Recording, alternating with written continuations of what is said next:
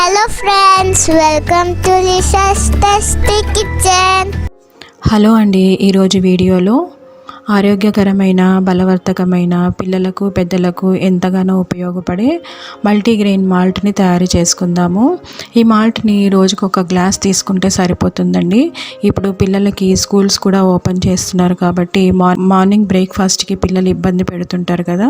Snack బాక్స్తో పాటు మీరు ఇదొక గ్లాస్ పిల్లలకు తాగిచ్చి స్కూల్కి పంపిస్తే వాళ్ళ టమ్మీ కూడా ఫిల్ అవుతుంది, అలాగే వాళ్ళకి బలం కూడా ఉంటుంది. ఈ మల్టీగ్రెయిన్ మాల్ట్ని ఇప్పుడు ఎలా తయారు చేసుకోవాలో చూద్దాము.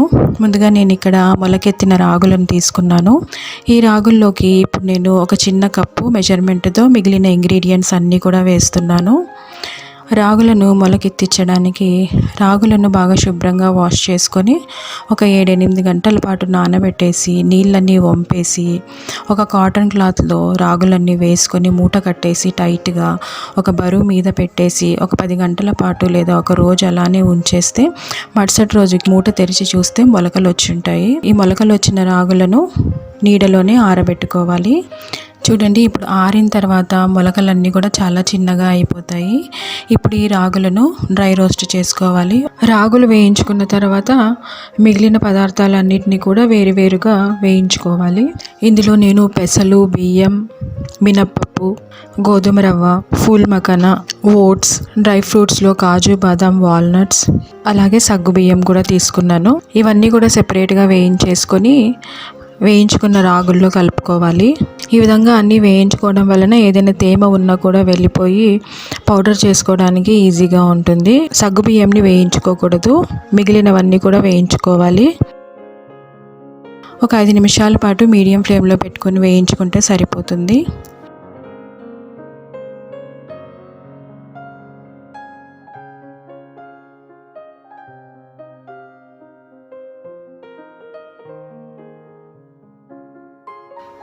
ఇవన్నీ బాగా కలిపేసుకొని దీన్ని మెత్తగా పౌడర్ చేసుకోవాలి.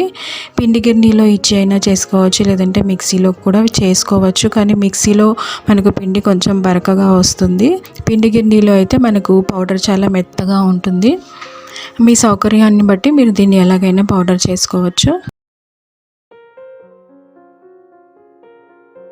ఇప్పుడు మాల్ట్ని తయారు చేసుకోవడానికి ఒక గిన్నెలో 2 గంటల ఈ పౌడర్ని తీసుకొని అలాగే 2 గ్లాసుల నీళ్లు వేసుకొని ఉండలు లేకుండా బాగా కలుపుకోవాలి.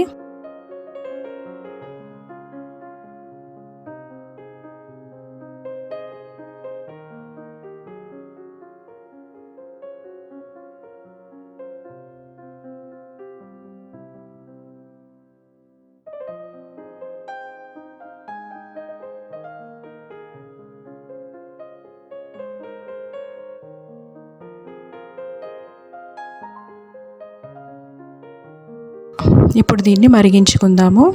ఒక పొంగు వచ్చిన తర్వాత ఇంకొక 10 నిమిషాల పాటు మీడియం ఫ్లేమ్లో పెట్టుకొని బాగా మరిగించుకోవాలి.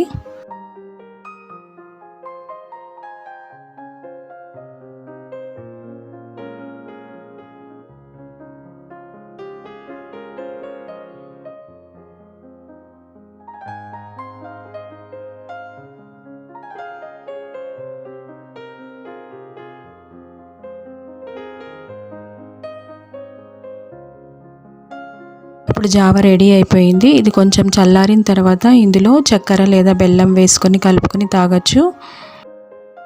లేదంటే ఒక 3 స్పూన్ల పెరుగు వేసుకొని ఉప్పు వేసుకొని ఈ జావను కూడా వేసుకొని కలుపుకొని అలా కూడా తీసుకోవచ్చు. ఇంకొంచెం రుచిగా ఉండడానికి ఇందులో తరిగిన ఉల్లిపాయ, పచ్చిమిర్చి, అలాగే కొత్తిమీరని కూడా వేసుకొని కలుపుకొని తీసుకుంటే చాలా టేస్టీగా ఉంటుంది. పిల్లలకు మార్నింగ్ స్కూల్కి వెళ్ళే ముందు ఇదొక గ్లాస్ ఇచ్చారంటే వాళ్ళకి ఎంతో ఆరోగ్యంగానూ ఉంటుంది, అలాగే టమ్మీ కూడా ఫిల్ అవుతుంది.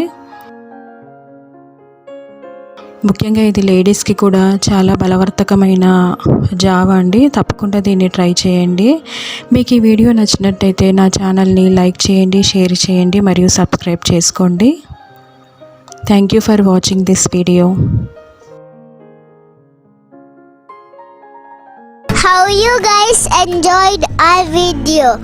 Don't forget to subscribe, like and share.